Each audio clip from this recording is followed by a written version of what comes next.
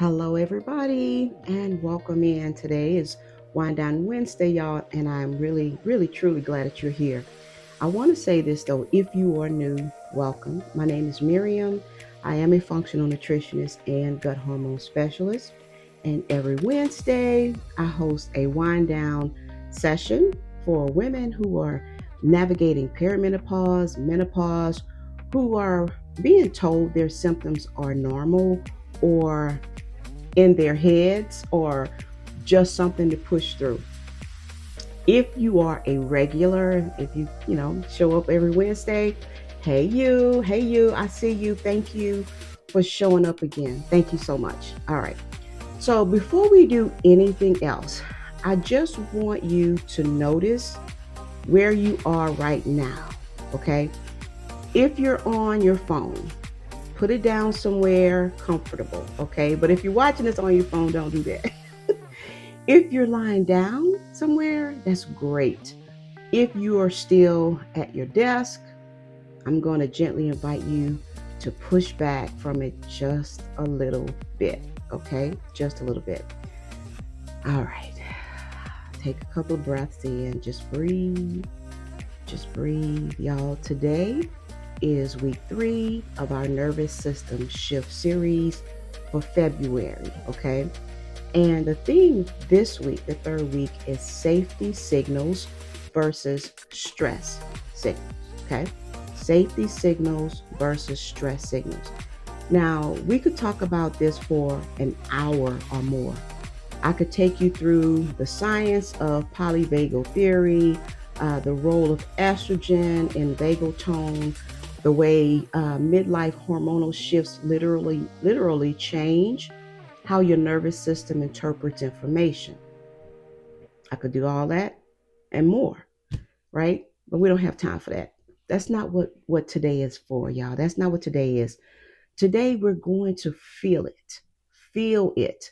We're going to actually send some safety signals right now together so that by the time you go to sleep later today, tonight, your body has new new data, okay? New information, a different message than the one it's been receiving all day. Okay, y'all with me? Y'all with me? All right, great. So let's start with just a little bit of context. 2 minutes, if if that, maybe less. And then we get into it, all right? Let's start with some context. Here's what I want you to understand about your nervous system because this, y'all, it changes everything. It really, truly does. Your nervous system has one job: to keep you alive. And it does that by constantly scanning your environment, your body, your thoughts, your surroundings, asking a very simple question: am I safe or am I in danger? Okay. Now, in an ideal world, your system gets a clear answer: safe. And it relaxes, digestion works, hormones regulate, sleep happens, repair happens. But for most of the women that I work with, okay, and maybe for you, the system is getting ambiguous signals all day long. And in perimenopause, menopause with declining estrogen and progesterone, the nervous system becomes hypersensitive. It's reading threat more easily. It's harder to return to baseline after stress. So your body isn't broken, okay? It's actually doing exactly what it's supposed to do with the information it's receiving, okay? Now, the question is, what information are we giving it? A safety signal is any input: physical, sensory, relational, rhythmic, that your nervous system interprets as, I don't need to protect you right now. You're okay. You can rest. Okay. Now, these signals are not woo. Okay, woo woo. They're not optional self care either. They are biological inputs that directly influence your hormone environment, your cortisol, your progesterone, your thyroid function, your insulin sensitivity, all of it. And today, y'all, we're going to practice four of them. Okay, four. Quick, simple. You can do all of these in your bed, on your couch, wherever you are. Okay, so just be comfortable, stay comfortable, just relax. All right, so let's go. The first safety signal is breath, specifically a pattern called a physiological sigh. And this is one of the fastest ways, y'all, to shift from autonomic state that we know of, okay? To shift your autonomic state, okay? Now, here's why it works. A double inhale through your nose fully inflates the tiny air sacs in your lungs that collapse under stress. And then the long exhale, longer than the inhale, activates your vagus nerve, which is your body's off switch for the stress response. Okay? All right. So let's do three together. All right. So breathe with me. You're going to do an inhale through the nose. Okay. But you're going to do a double inhale. So you're going to inhale like sniff and then sniff again to top it off. Okay. And then a long exhale through your mouth. Inhale through the nose. And again, it tops it up. Okay. And then exhale slowly through your mouth. Let it go completely. Let's do one more.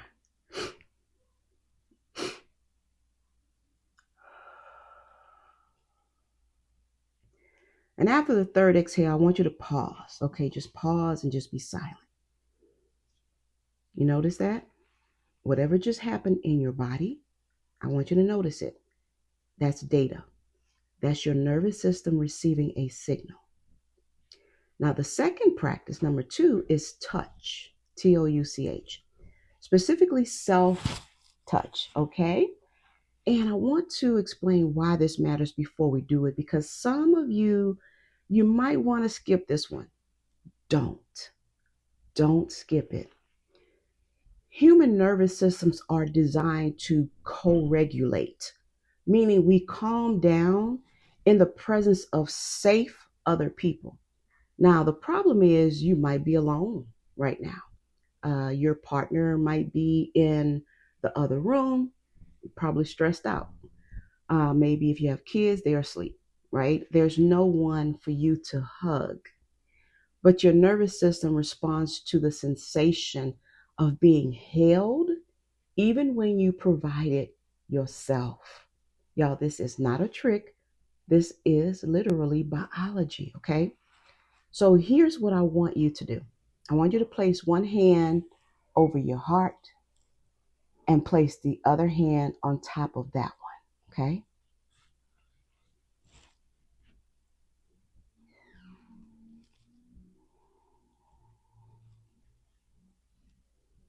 Feel the warmth of your own hands. Feel the gentle weight of them. Feel your heartbeat if you can. Now I want you to say something to yourself silently, or you can say it out loud. Whatever you decide is your choice. I want you to repeat this. I'm doing the best I can. I'm safe right now.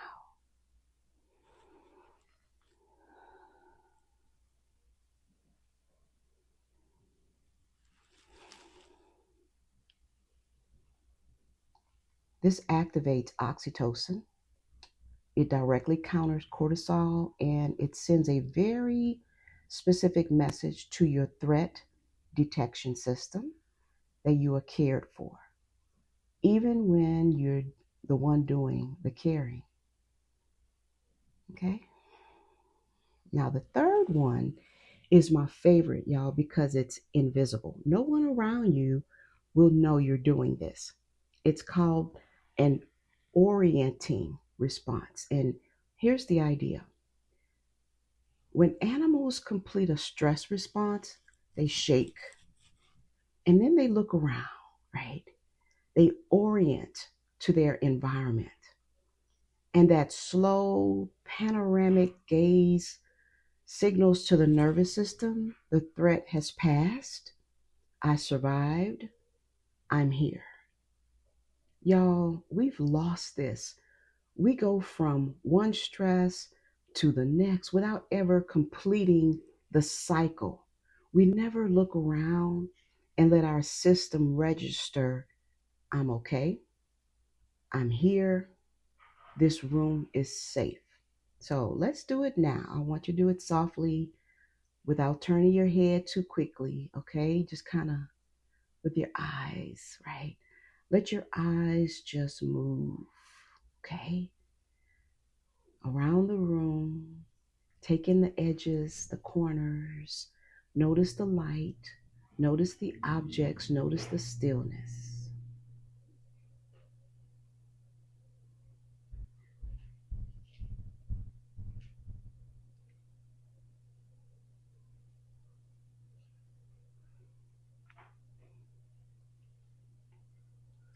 When you do this, y'all,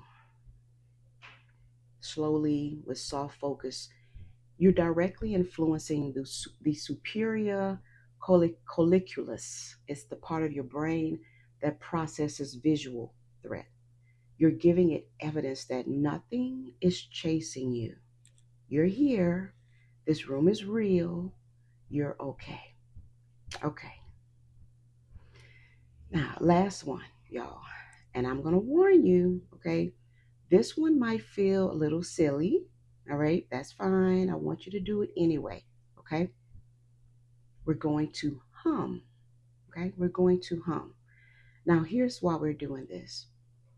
Your vagus nerve, the main nerve of your parasympathetic system, your rest and digest system, passes directly through your throat and voice box. And when you hum, the vibration stimulates it directly. You're literally tuning your own nervous system with sound, with sound. Now, this is why people in a lot of cultural traditions anyway, they chant, sing, they pray out loud. It's not just spiritual, it's physiological. So I want you to take a breath in, and on the exhale, I want you just to hum any note, okay? Any sound, just let it vibrate. Mm.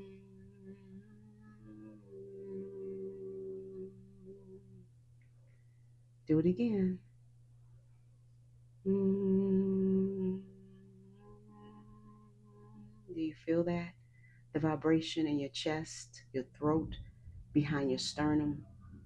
That's your vagus nerve receiving a signal. Okay. You just did something really kind for your body, y'all.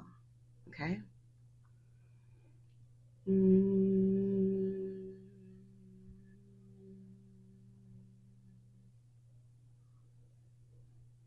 Okay. We're in the landing part for today. We're in the landing part. Listen, before you close this window, before you put your phone down, I want to leave you with one question. Okay. Now, you don't have to answer it out loud. You don't even have to answer it today, okay, or tonight. But I wanted to sit with you, okay? I wanted to sit with you. Now, the question is, what has my body been asking for this week? And what have I been giving it instead? Now, this is not to judge yourself. It's not to add to your to-do list. I want you just to notice.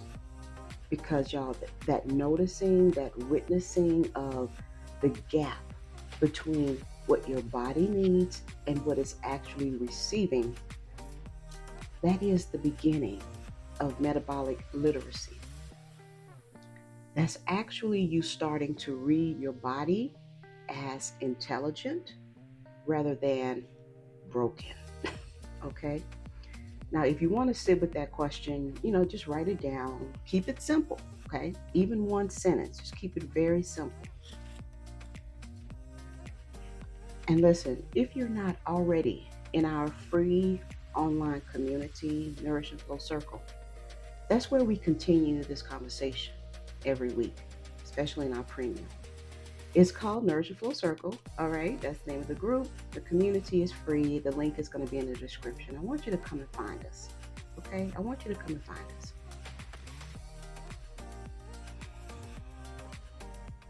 Just breathe, y'all. Just breathe. Let it out.